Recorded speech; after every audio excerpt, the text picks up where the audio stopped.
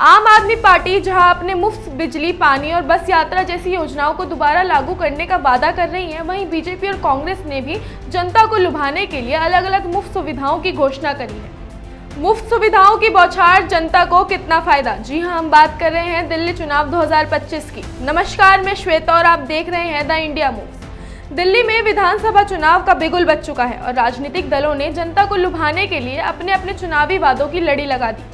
खास बात यह है कि इस बार फिर मुफ्त सुविधाओं का मुद्दा चुनावी चर्चा के केंद्र में है। आम आदमी पार्टी जहां अपने मुफ्त बिजली, पानी और बस यात्रा जैसी योजनाओं को दोबारा लागू करने का वादा कर रही है, वहीं बीजेपी और कांग्रेस ने भी जनता को लुभाने के लिए अलग अलग मुफ्त सुविधाओं की घोषणा करी है। लेकिन सवाल ये है कि क्या ये मुफ्त सुविधाएं सच में जनता के लिए फायदेमंद है या सिर्फ चुनावी वादे बनकर रह जाएंगी। दिल्ली में चुनाव का माहौल गर्म हो चुका है और हर पार्टी मतदाताओं को अपनी तरफ खींचने के लिए नए नए वादे कर रही है। लेकिन इस बार सबसे ज्यादा चर्चा फ्री का फॉर्मूला की हो रही है। आम आदमी पार्टी यानी आप ने अपने घोषणा पत्र में साफ किया है कि वह दिल्ली के लोगों को फ्री बिजली, फ्री पानी, महिलाओं के लिए मुफ्त बस यात्रा जैसी योजनाएं जारी रखेंगी। पूर्व मुख्यमंत्री अरविंद केजरीवाल ने कहा कि उनकी सरकार ने पहले भी ये सुविधाएं दी हैं और आगे भी इसे जारी रखेंगी।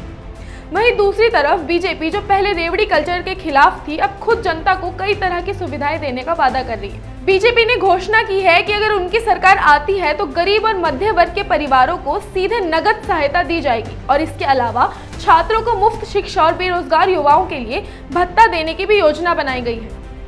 कांग्रेस भी इस बार मैदान में मजबूती से उतर रही है और उसने दिल्ली की जनता को फ्री स्वास्थ्य सेवाएं और शिक्षा में बड़ा सुधार करने का वादा किया है।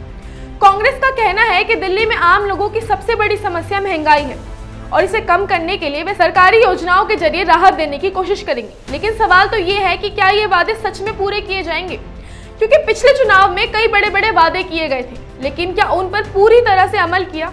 नहीं।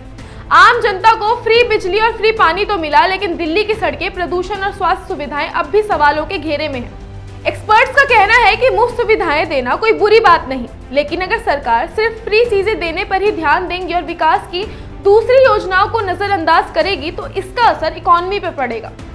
अब बड़ा सवाल ये है कि क्या दिल्ली की जनता सिर्फ मुफ्त योजनाओं के आधार पर वोट करेगी या फिर विकास, रोजगार और महंगाई जैसे मुद्दों को भी ध्यान में रखेगी। तो अब देखना दिलचस्प होगा कि फ्री का फॉर्मूला इस बार कितनी असरदार साबित होती है। क्या दिल्ली की जनता फिर से मुफ्त योजनाओं पर भरोसा करेगी या किसी नई दिशा में वोट डालेगी? इसका जवाब मिलेगा 10 फरवरी को, जब चुनाव के नतीजे सामने आएंगे। आगे की अपडेट्स के लिए हमारे चैनल द इंडिया मूव्स से जुड़े रहें और वीडियो पसंद आई हो तो लाइक और शेयर करना ना भूलें।